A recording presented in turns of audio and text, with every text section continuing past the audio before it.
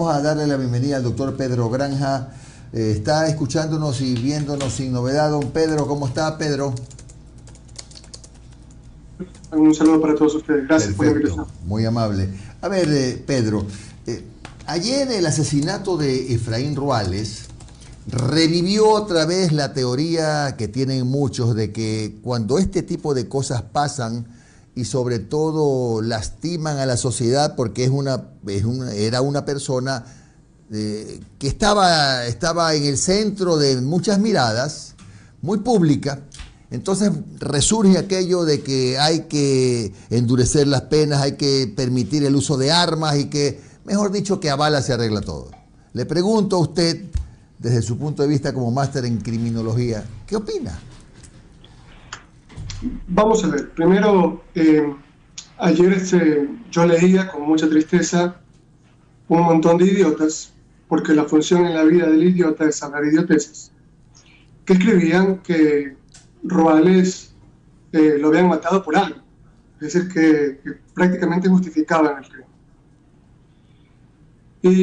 Y resulta que nos crean una narrativa criminal del que todo está permitido para el que tiene poder. Hay un hecho curioso, Jimmy, que ningún periodista, que ningún medio de comunicación está tratando en este país en este momento.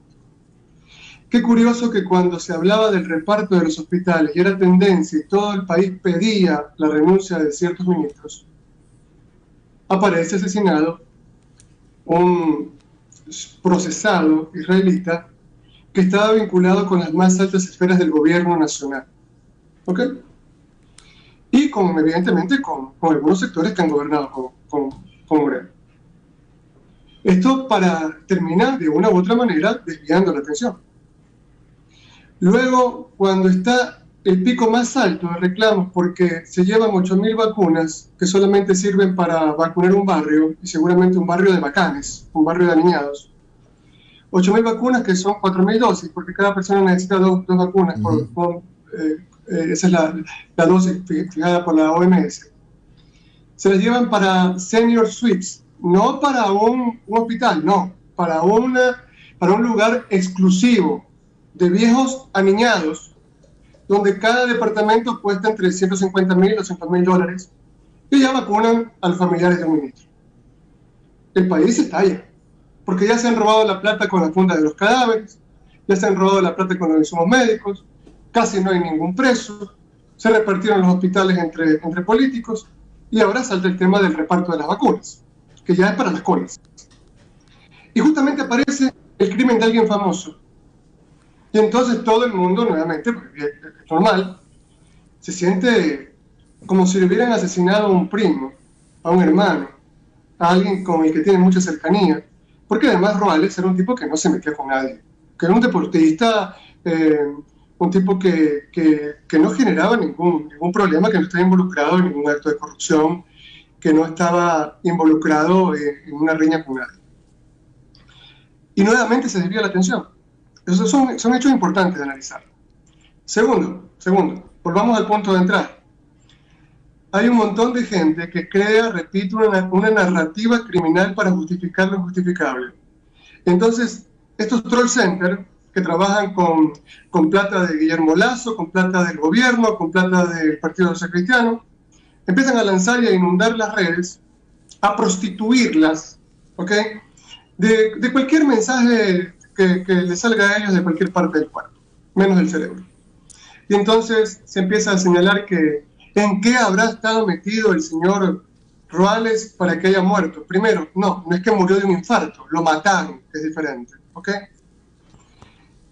Qué lástima, Jimmy, que la fiscal general no adopte medidas respecto de esto que se llama apología del delito.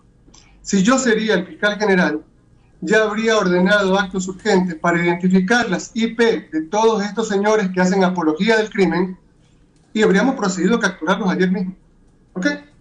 Con 10, 20, 30, claro, no los vamos a poder capturar a todos, pero con 10, 20, 30 presos que vayan 2 o 3 años a la cárcel, vamos a ver si siguen con la misma narrativa de defensa de lo indefendible. Tercero, perdón. Se imagina que lo que le voy a decir a usted en este momento es muy cruel, muy doloroso, pero es lo que está viviendo el país y es necesario levantar a la gente. ¿Se imagina usted que le maten a un hijo? y que además de eso están circulando los videos del crimen por todas partes. Eso también es un delito. Y esto lo hacen mujeres amas de casa de 50, 60 años y lo hacen jovencitos de 15, 16 años. Todos en una espiral, en un manicomio social, en medio de una esquizofrenia social en la que creemos que porque somos ignorantes y no sabemos que eso también es delito, podemos hacer lo que nos da la gana. Eso tampoco ha sido, digamos, combatido.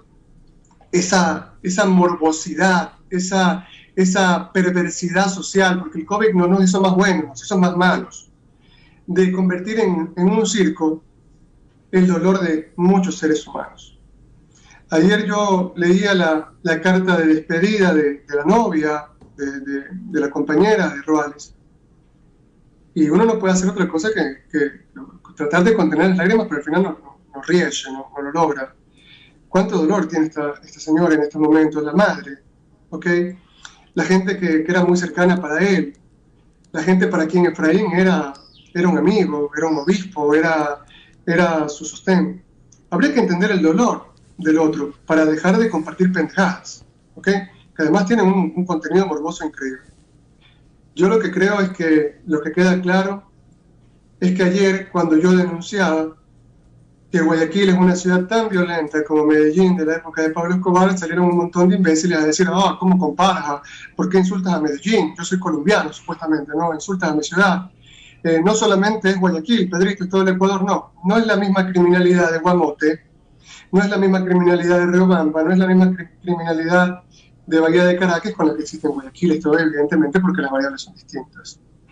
Pero yo quiero concluir esta primera parte, Jimmy, planteándole a la gente un hecho importante. Primero, para los que todavía están anclados en la espiral de la idiocia, acá los únicos que hemos denunciado con nombres y apellidos el tema del reparto de los hospitales y lo que pasaba en el IES, en el hospital del IES de Ceibos, fuimos el abogado Joselito Argüello y yo, y Pedro Granja. Lo anunciamos el 3 de mayo, presentamos la denuncia el 4 de mayo, desde el 5 vengo recibiendo amenazas. ¿Usted cree que la fiscal general, que evidentemente me odia, pero ella debería, como decía Omar hace un momento, cuando uno ya asume la función el rol de funcionario público, debe dejar los odios y los amores de lado y comportarse en función de lo que la patria le exige? ¿Usted cree que me han llamado para ofrecerme algún tipo de seguridad? A nosotros, que somos los únicos que estamos denunciando con nombre y apellido esto. ¿Usted cree que me han llamado a rendir versión? ¿Usted cree que investigan esto cuando ha pasado mayo, junio, julio, agosto, septiembre, octubre, noviembre, diciembre y enero? 9 meses y ni siquiera nos llaman a rendir versión por ese tema gravísimo. Y acá no se protege a las personas que estamos poniéndole el pecho a las balas todos los días luchando contra este tipo de actos, contra este tipo de mafias hace un montón de tiempo. Curiosamente, ayer he recibido varias cartas de amigos italianos. Yo formo parte de un máster, ahora un máster nuevo en la Universidad de Pisa, que está orientado a la lucha para recuperar activos que se le quitan a la mafia, y me han dado toda su solidaridad. Y me han dicho que lo están poniendo en conocimiento de organismos internacionales, esto que nosotros estamos absolutamente en desamparo. Según datos del Ministerio de Gobierno, yo no me invento los datos, hasta octubre del 2020, en plena pandemia, Jimmy Jairala, hubo 1.049 muertes violentas en 129 cantones del país. Yo quiero decirle que al menos en 9 poblaciones del Ecuador, entre esas por supuesto Guayaquil, la tasa de homicidios por cada 100.000 habitantes, que es digamos el medidor más importante para determinar el indicador, para determinar la violencia en una determinada sociedad, dice que nosotros superamos la tasa de muertes por cada 100.000 habitantes que establece la Oficina de las Naciones Unidas contra la Droga y el Delito. Claro. Ahora bien, algunos dicen que esto lo generó Correa, porque para todo hay que echarle la culpa a Correa. Mire, en el año 2010, la cifra de muertos, la tasa de homicidios por cada 100.000 habitantes era de 17.6 en el Ecuador, una cosa increíble. ¿Y ahora? Cuando llega Correa al poder, esto desciende dramáticamente en más de 10 puntos.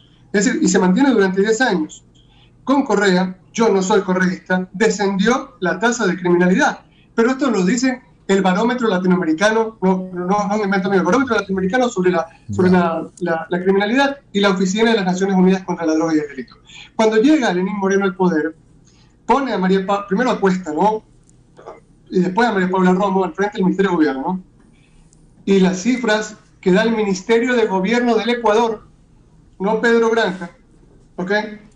Nos dicen que en el 2017 ya subió la tasa de criminalidad. Y atención con lo que le voy a decir. A partir del 2018, la cifra aumenta a 5.81, en 2019 alcanza 6.7, y a octubre del 2020 ya teníamos 1.049 muertos, con la que la tasa de muertes violentas era del 5.99. Digo, esto claramente demuestra que las personas que puso Lenín Moreno al frente del Ministerio de Gobierno fracasaron en la lucha contra el crimen. Doctor, el otro aspecto de esta situación que usted ha relatado es que ese mismo grupo de ciudadanos, o algunos otros también, han comenzado a poner en alto relieve, la necesidad de la mano dura que muchos interpretan como mano de hierro. Dejemos que la gente ande armada. Pregunto si la violencia puede reprimir la violencia. Sí, primero usted recordará cuando empiezan a armarse las primeras sociedades, y los tenemos en varios libros, incluso religiosos, en los que el sacrificio de animales, primero, y en algunos momentos de seres humanos, era absolutamente normal. El sacrificio tiene que ver con la venganza, con el derramamiento de sangre. Hay algunas posiciones absolutamente primitivas de alguna gente que todavía nos está diciendo que el ojo por ojo y el diente por diente son válidos en sociedades modernas. Y esto ya lo vino repudiando el mismo Hegel cuando armaba su filosofía del derecho hace varios siglos. Acá lo que queda claro, por ejemplo, es que hay que plantear algunas medidas que se pueden conseguir reduciendo, por ejemplo, eliminando espacios oscuros y aislados en un vecindario, una práctica comúnmente conocida como prevención del delito mediante la adecuación del entorno. Usted ve, por ejemplo, a la salida de la Universidad de Guayaquil, las compañeras, esto es eterno, ¿no? Allí, por el lado de la Kennedy, todo eso es absolutamente tinieblas. Las compañeras, cuando salíamos de clase, nos decían, por favor, esperen a que nosotros cojamos el bus para que nos roben en el bus, pero que no nos violen en media calle. El municipio de Guayaquil, que tiene gran responsabilidad en esto, ¿okay? Porque no solamente es cuestión de coger lo que tiene carne, los aeropuertos, la metrovía, el malecón, todo eso arman fundaciones, pero en el tema de seguridad no lo combaten con ninguna fundación, ¿ok? Ni tampoco en el control de los precios. Mire, cambiaron las luminarias en todo Guayaquil y nos pusieron unas luminarias que primero en la época de Flores Cordero eran muy claras, luminarias blancas, y pusieron unas traídas de la época de Jack el Destripador en Inglaterra, ¿ok? De la Inglaterra victoriana, unas que no alumbran absolutamente nada. Y esto alienta al delincuente a cometer el delito porque sabe que puede esconderse fácilmente, claro, y que se le va a garantizar la impunidad. Doctor, perdona que lo interrumpa. Bueno, claro, iluminar mejor las calles, sí. No sé si también le estoy dando esta no es la medida central. La medida central es una cuestión de una redistribución macroeconómica. Por ejemplo, el candidato Guillermo Lasso plantea, por ejemplo, sueldos de $120, sueldos básicos, según él, para ayudar a los empresarios a reactivar la economía. Mire, si usted gana $120 mensuales, que con eso no le alcanza para darle de comer a una familia de 4 en una semana, usted seguramente dice, a ver, pero si entro en una tienda y me puedo robar $2.000, caramba, hago una comparación de costos y beneficios y termino cometiendo el delito. Porque digamos que me voy a ir a la cárcel si fracaso, pero en cambio si lo logro puedo darle de comer a mi familia durante un par de meses. Elevar los sueldos implica reactivar realmente la economía, dignificar al ser humano concreto por sobre el capital y además es una medida de prevención del delito. Luego, trabajar en reducir las tasas de desempleo en un país en el que, mire, a los ecuatorianos lo que más les interesa en este momento, lo que más preocupados están, son el tema de inseguridad ciudadana, que no lo agarran ni la derecha ni la izquierda, no lo quieren tocar, el tema de cómo se combate, el tema de reducir las tasas de desempleo, y luego está el tema de salud en estos momentos de pandemia. Y lamentablemente los candidatos que tenemos a la presidencia de la República, casi ninguno toca estos temas. Todos prometen convertirnos en Dubái en 2 meses, pero ninguno dice cómo. y evidentemente porque no saben cómo hacerlo. Entonces, Doctor, disculpe que lo interrumpa, pero... No se preocupe, interrúpame lo que usted quiera. Usted sabe que... Sí. Ahora, usted entenderá que yo soy bastante... Sí, usted está dándonos una clase. A ver, doctor, hay también voces que se han levantado alrededor, positivas digo yo, de que, por ejemplo, habría que fortalecer los trabajos de inteligencia de la policía, que se suman a todo lo que usted ha dicho, porque lo central para poder prevenir delitos es tener una policía con un equipo de inteligencia fortalecido y muy bien preparado. No sé qué opina usted. Sí, pero si no, pero yo le quiero dar un ejemplo, sencillito. A mí me gusta hablar siempre con plantear casuística. Si no son capaces de ubicar las IP desde donde hay personas que en las redes sociales lo amenazan de muerte, sacan fotos suyas con sus hijos, permanentemente lo difaman al que les da la gana. Entonces, ¿usted cree que van a ser, por ejemplo, capaces de ubicar las IP de tipos que están involucrados en grooming, o tipos que están involucrados en acoso sexual infantil o pornografía infantil, que están ahora, es un delito que se elevó en un 570% en España, por ejemplo? Yo no creo que sea muy diferente la tasa en Ecuador, no tenemos cifras todavía porque acá es bastante difícil los medidores, pero seguramente con el tema del encierro se ha disparado y la cantidad de niños que son víctimas de estos delitos ha aumentado. Entonces, nosotros tenemos una policía que está absolutamente divorciada de la comunidad. Una policía que está vista como personas que defienden los intereses de determinado gobierno y que cuando la gente sale a protestar porque se muere de hambre, lo que hacen es meterle palo. Una policía que en muchos casos no tiene criterios de selección de personal. Dicen, por ejemplo, vamos a escoger como mínimo personas con 1,70 m de altura. Y usted termina viendo policías en la calle que miden 1,40 m. Entonces, que de pronto puede trabajar en un circo, pero no generan ningún respeto, no disuaden a nadie, ¿no? Después usted termina viendo los agentes de tránsito. La gente se para en media calle y cuando le piden la licencia, la gente los termina escupiendo y son incapaces de poner orden. Entonces, gente que ha perdido, cuando el poder político pierde su legitimidad, cuando todos sabemos acá que el que roba millones es un gran señor, el que se roba los gastos reservados, termina dando clases y es decano, y después termina hablando de moral.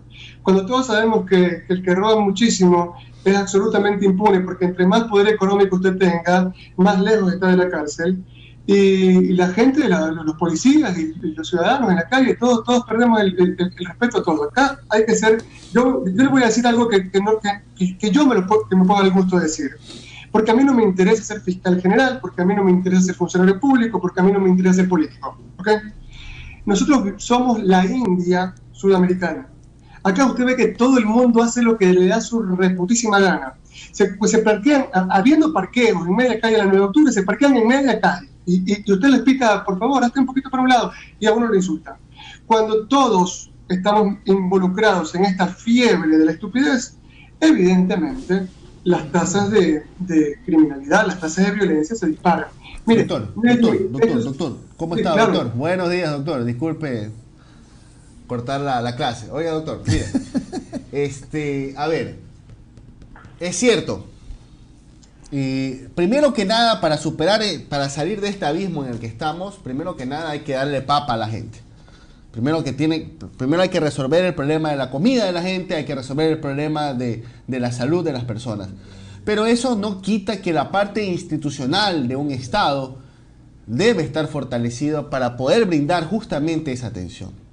Aquí en el Ecuador, después de la consulta popular de 2018 y después del Trujillato, nos vendieron la idea de que el Ecuador ya era Suiza, pues era Bélgica, que habíamos terminado con un legado funesto y que ahora sí abrazábamos la democracia y la justicia y la verdad y el camino correcto. Lamentablemente, ni siquiera tuvimos que esperar 5 años para ver que no fue así, 2 años. Vemos que ninguna función del Estado está exenta de problemas, de pugnas, de dudas, de denuncias, de corrupción. ¿Qué se tiene que hacer de ahora en adelante, indistintamente de quién sea el que llegue a Carondelet a partir del 24 de mayo, para reinstitucionalizar este país? Mi querido Omar, usted es de los míos, en el sentido que coincidimos casi en el 90% de las cosas. Por ahí hay un 10% de disenso que es siempre bienvenido. Y quisiera recomendarle públicamente. Somos el bombillo, eso es lo importante. Ustedes ya saben cómo soy, para qué me invitan, ¿no? Pero quisiera recomendarle que estudie sociología criminal, Omar. Usted siempre lo veo muy interesado en esos temas y tiene muy claro el tema. A ver, hay 4 tipos básicos de intervenciones en algo que se llama un cuadro ilustrativo de las líneas lógicas de la prevención del delito. Y las primeras son aquellas que se centran en desarrollar la capacidad de las instituciones del sistema de justicia penal, vale decir, la policía, el aparato judicial y el sistema penitenciario. Primero, yo soy de la tesis, y no la escondo. Yo no soy garantista extremo como muchos de mis colegas. Yo creo que hay un tipo de delincuentes que son un foco de peligro. Por ejemplo, los sicarios, los que asesinan bajo recompensa, los que hacen secuestro express, los que violan niños, los que violan mujeres y los delincuentes económicos, los que están involucrados en el reparto de los hospitales. A ese tipo de delincuentes, yo siempre he dicho, tenemos un estudio muy interesante con Simone Albertini, que lo hicimos en el año 2018 con la Universidad de Bolonia, me parece, en el que planteamos unas medidas fuertes, ¿okay?, de despersonalización de este tipo de delincuentes con penas mínimas de 40 años. ¿Ya? Pero cuando se habla, por ejemplo, de desarrollar la capacidad de las instituciones del sistema, usted se va a encontrar con un pequeño problema, Omar. ¿Qué sistema? En el Ecuador está totalmente sin instituciones. ¿Ok? En el momento en que usted puso a Julio César Trujillo, entonces todo el mundo decía, no, lo que pasa es que él es viejito. Entonces, como él es viejito, es simpático. No, pero en el momento que Trujillo se salta la institucionalidad democrática y termina eligiendo una corte constitucional cuando él no tenía, la consulta popular no lo había habilitado para eso, porque la corte constitucional había sido elegida por otra vertiente, pero hicieron lo que les dio la gana. Es decir, cuando la única fundamentación para crear un nuevo Estado es el odio hacia un determinado político, en este caso Rafael Correa, evidentemente el Estado queda vaciado de legitimidad. Ahí usted tiene un primer problema, que el nuevo gobierno tiene que afrontarlo con mucha seriedad. Esto es, sacando del registro civil, sacando del control de las cárceles, sacando de todas las instituciones posibles al mayor número de funcionarios que hayan estado participando con este gobierno de facto. A esa gente hay que sacarla. Y hay que traer gente nueva. Pero cuando yo voy a poner a gente a trabajar en albañilería, tienen que ser albañiles. Cuando yo voy a poner a gente a darle nombramientos definitivos en los hospitales, tiene que ser la gente que trabajó en la pandemia. Y para hablar de política criminal, tienen que estar involucrados gente que sepa de política criminal. Entonces, como usted no tiene a esa gente trabajando en el gobierno, usted no tiene Estado. Lo primero que tiene que hacer es hacer una obra de reingeniería, llevando a cada ministerio a gente competente, más allá de que les caiga bien o les caiga mal. Hay un segundo grupo que comprende las intervenciones centradas, ante todo, en la educación de las personas. Aquí, si me permite, Omar, este punto es importante. Mire, nosotros hemos crecido en barrios privados de agua, privados de energía, privados de alcantarillado.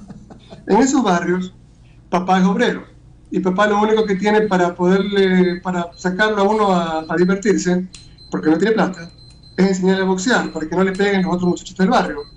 Cuando las señoras del barrio salen a comprar el pan y ven a 2 niños boxeando y están rompiendo la cara, ellas siguen y van a comprar el pan, porque digamos que ya está institucionalizada, está aceptada la cultura de la violencia en ciertos sectores paupérrimos de ciudades como Guayaquil.